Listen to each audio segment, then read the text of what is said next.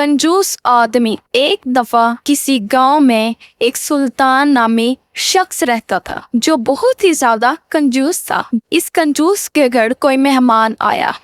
इसने अपने बेटे को बुलाया और कहा, बेटा जाओ आधा किलो उम्दा सा गोश्त लेकर आओ।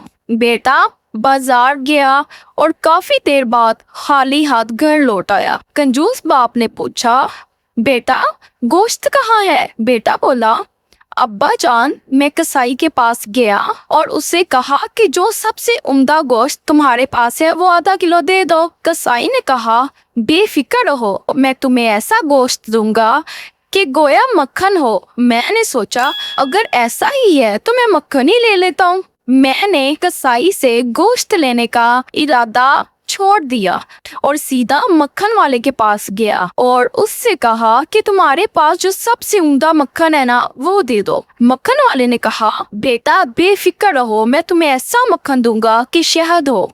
तो मैंने सोचा अगर ऐसी ही बात है तो मैं शहद ही खरीद लेता हूँ। तो मैं शहद वाले के पास चला गया।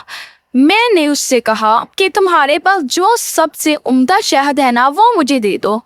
शहद वाले ने कहा, बेटा बेफिक्र रहो, मैं तुम्हें ऐसा शहद दूंगा जैसे कि बिल्कुल साफ शफाफ पानी हो। मैंने सोचा अगर ऐसी ही बात है तो पानी घर में भी मौजूद है, इसलिए मैं खाली हाथ वापस आ गया। वाह बेटा, ये तो तुमने बहुत अक्लमंदी से काम लिया, मगर फिर भी एक नुकसान कर दिया है। बेटे ने पूछा, बाबा जान कौन सा नुकसान? वो ये कि एक दुकान से दूसरी दुकान जाने में तुम्हारी जूती घिस गई होगी। बेटा बोला, नहीं अब्बा जान, ऐसा नहीं है, मैं तो मेहमान की चप्पल पहन कर गया था, इसलिए कोई नुकसान नहीं हुआ।